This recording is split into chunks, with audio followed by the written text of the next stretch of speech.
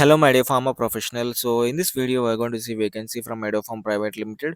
So, this is a good company and having presence in more than 70 countries with a direct or indirect presence. So, coming to the roles and our responsibilities.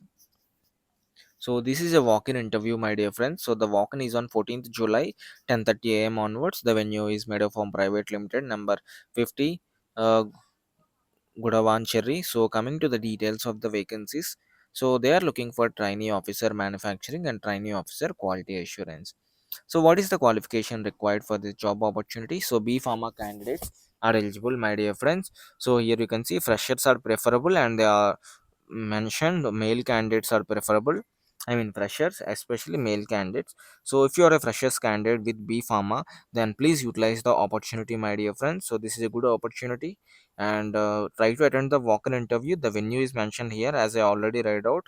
So please utilize the opportunity and try to share this word with your friends, so because this will help them get in land a dream job and a good company like this. So thank you for watching.